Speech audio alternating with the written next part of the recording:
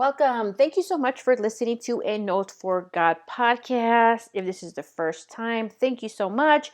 And if you're a repeat listener, I appreciate you. Hopefully, you're following me on Instagram at a Note for God. If not, go over there and follow me. Don't forget that I also have the audio on iTunes, Stitcher, Spotify, and I upload the audio on YouTube. So many people prefer YouTube. I love it. You love it. So definitely go over there and subscribe. Do me that huge favor. I'm trying to get 100 before the end of 2021 just to get my custom link. Those little things that make me happy. So definitely go over there and subscribe. Look at the show notes that will show you the link for my YouTube channel. Don't forget also to go to anoteforgod.com. anoteforgod.com. I have my 30-day devotional specifically for moms. I know we get so busy with work, kids, and everything in between. And this is a perfect gift to give yourself to get more time with God, get reading more in the Bible. This is truly how I, in 2018, got really into reading the Bible. I bought myself a devotional from Sam's Club, okay? Sam's Club. And that's how I got reading the Bible. Because prior to 2018, I really hadn't, I'm not going to lie, I never read the Bible. Like a script here or there. But that's, no. So that's how I got back to reading the Word really. And definitely check it out at anoteforgod.com and take a look at it. Let's get into today's episode. You probably saw the title and you're like, what does this all mean? The title today is Thank God for a Broken Heart. And let me tell you, let me read you the whole post, I guess, that one of my friends posted on her Instagram stories. It says, if a broken heart brings you closer to God, then thank God for a broken heart. When I read that on her Instagram stories, I was like, yes, ma'am. I even say that on my devotional, anoteforgod.com, by the way, if you go and check it out. That's exactly what I say. And I wrote that in 2019, I believe. And I said, if I had to go through everything again, my answer would be yes. Some people would be like, no, I wouldn't want to go through all that because it's so painful. But for me, I always say yes. It's a yes 100% because it got me to where I am today, having the relationship with God and surrounded by amazing women of God and reading the Bible and really following what the Bible says, right? This is no tiptoe Christianity. No, let me sugarcoat Christianity. Let me read what's in the Bible and kind of apply it, but it really means this, but I don't feel like it. God knows my heart. All that stuff. No, right? I am so glad that what I went through made me have that closer relationship with God. I honestly think, my opinion, that God is always whispering, talking to us like, hey, come back. Hey, you shouldn't be doing that. Hey, something's bad's going to happen. Come back. And of course, because we're humans, we like to say, well, God, maybe I'll give you time tomorrow. God, maybe you don't really know this person. God, X, Y, and Z. And he's whispering to us, right? Whisper, whisper, whisper. And then it's like you're running and you hit a wall. And that's where your broken heart comes in, right? Your definitely broken heart comes in and you're like, wow, I should have listened sooner, but it is what it is. I think we all have that experience at different stages of our life, right? We're all in different stages of our life. But to me, that happened in 2018, 2019, where it was like a major halt. Yes, I can look back at now and look at all the tears I shed. Really, really feeling, and this is no means with anybody, but really feeling alone, right? But I really wasn't alone. During that time, I started to develop a wonderful relationship with God, right? Truly, truly understanding that you have to have that relationship with God, right? It's God and me, and that's it, right? Nobody else. And nobody else really matters. It is a bonus and a plus and appreciation if other people come to your life. And I'm so glad again to have amazing women of God in my life. But having that relationship with God, that's all the approval, right? And many people would like to say, no, if I went through all that pain, nope, nope, no, it's too painful. But for me, it was okay, right? And I think a lot of people, after I messaged her, I was like, I would do it again. I feel like a lot of people would go through what they went through in order to be where they're at now, right? You have to have that change. It's something radical has to happen for you to change, right? Because like what I was saying, when God was whispering, you are not going to change. When God was like, hey, tap, tap, you're not going to change. It's something radical that has to happen, right? And in my life, that has happened. And that is how I was able to get way closer to God. So I was happy for a broken heart. And I'm still today, I never said, God, you should have made it easier for me. God, maybe if it was easier, I would have listened. But I also believe for myself, and I believe that God knows our limits, right? God knows how far he can push. For myself, a little tap tap wasn't going to do. Maybe for another person, a little tap tap was going to be enough to be like, oh, I'm going to wake up and change. For myself, it wasn't. For myself, it literally was like crashing on the wall and waking up. And I'm like, what happened? How did this happen? Right? Let me just bring 2 Bible verses into this, right? Proverbs 3:5-6. Trust in the Lord with all your heart. Do not depend on your own understanding. Seek his will in all you do, and he will show you which path to take. I specifically want to focus on those 2 first lines. Trust in the Lord with all your heart. Do not depend on your own understanding. Let me tell you, when I was going through that transformation, I did not know what was going to happen. I had no clue. I knew there was a change, but I constantly had to tell myself, God has me covered. God will always provide, right? Definitely try. In the natural eye, I couldn't see how people were going to change, how things were going to get paid, or how I was going to change, right? But I knew God was in control, right? I knew God was in control, and I kept on pressing on. I'm like, okay, I cannot depend on myself because I was trying to do it by myself for so long and it didn't work. So I'm just going to let God do what God said he's going to do, right? And another thing that really helped me is reading the Bible, reading so many stories in the Bible. If you read the book of Daniel, look how God was there for him and took care of him. The 3 Hebrew boys, how God protected them, right? If you read the book of Job, same thing. God was always protecting Job, right? And at the end of the story, if you've read it, he gets everything he lost and then multiplied by, I felt like 1,000, right? So I said to myself, if God could do it for these people in the Bible, I'm no different. I am a child of God. So he has to protect me. He has to provide as long as I keep on trusting him, right?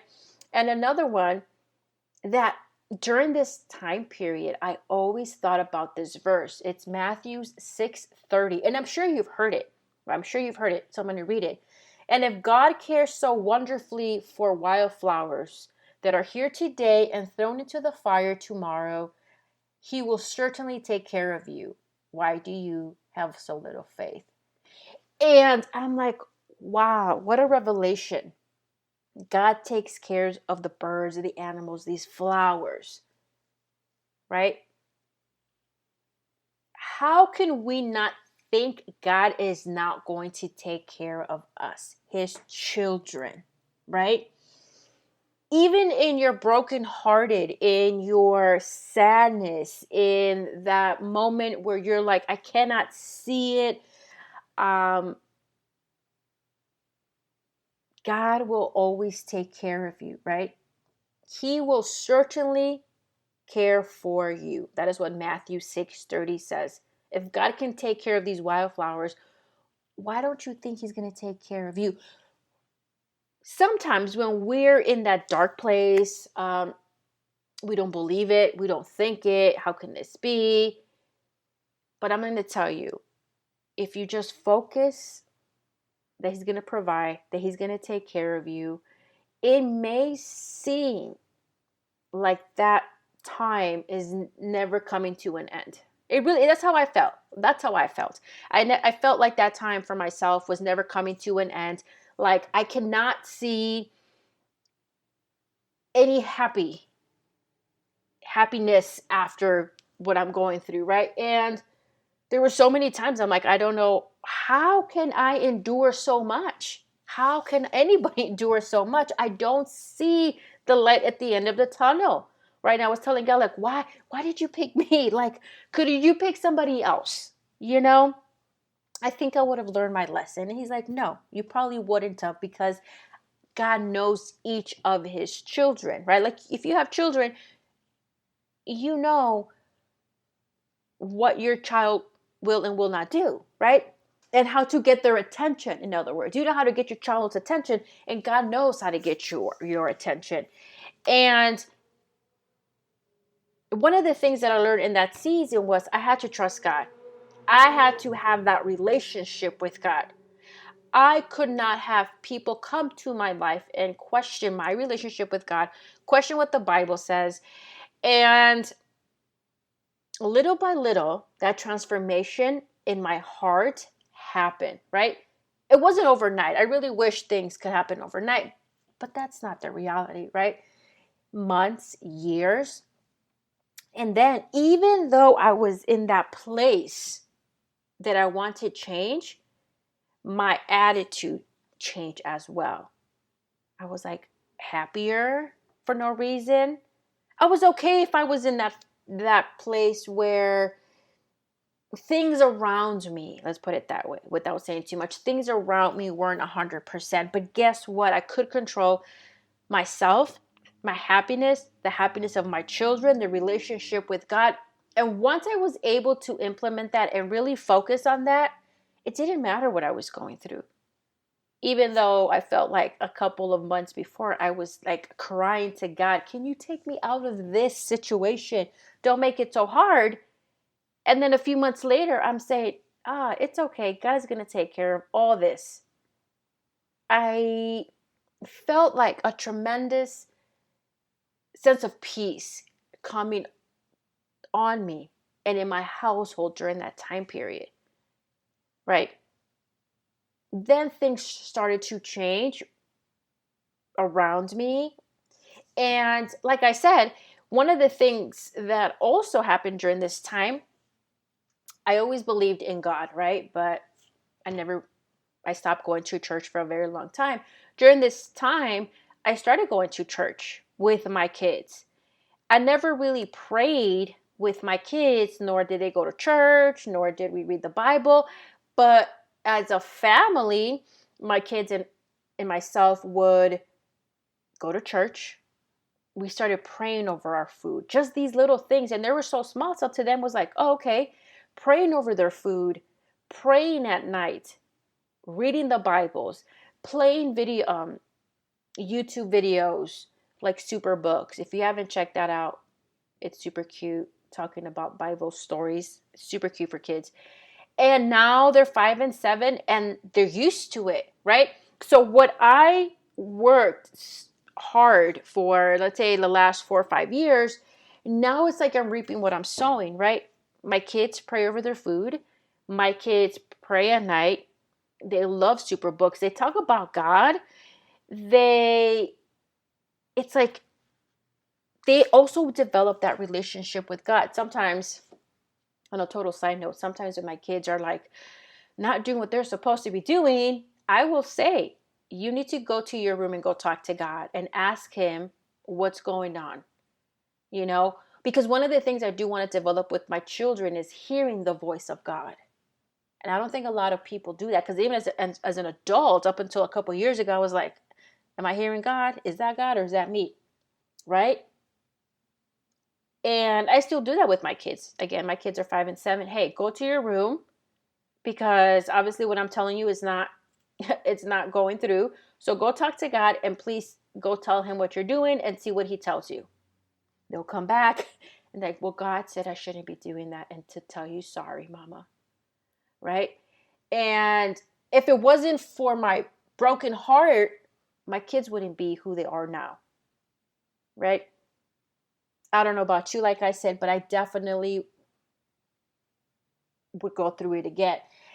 And as I was reading that statement as well, one of these stories that really got my attention was the parable of the prodigal son. It's in Luke 15:11-32. If you have not read that, I highly suggest you go and read it.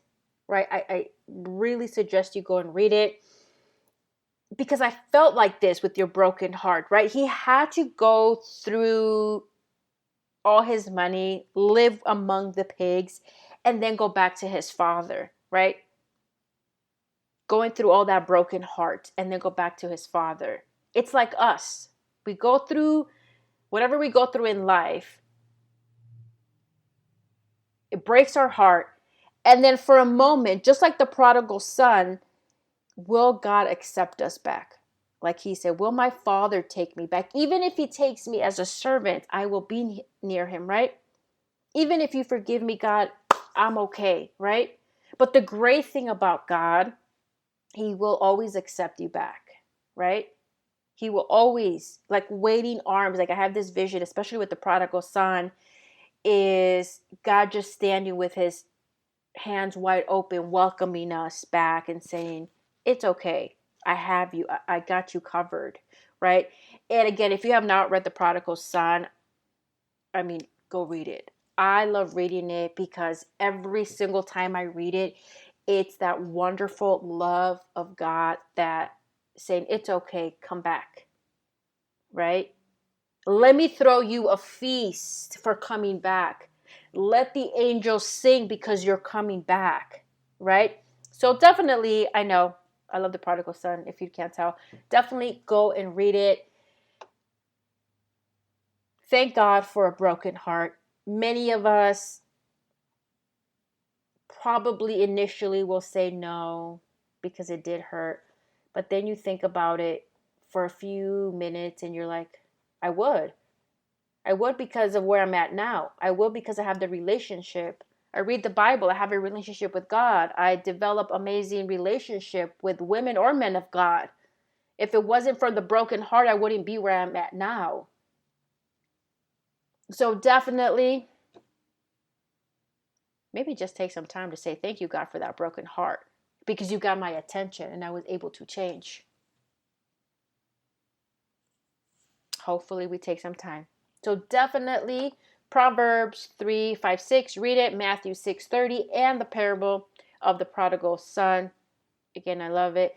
Thank you so much for listening. I'm ending with this episode with Matthew 25:23, because when I close my eyes in this world and open up my eyes to see God, my Father, I want him to reach his hand out to me and say, well done, good and faithful servant. Till next time.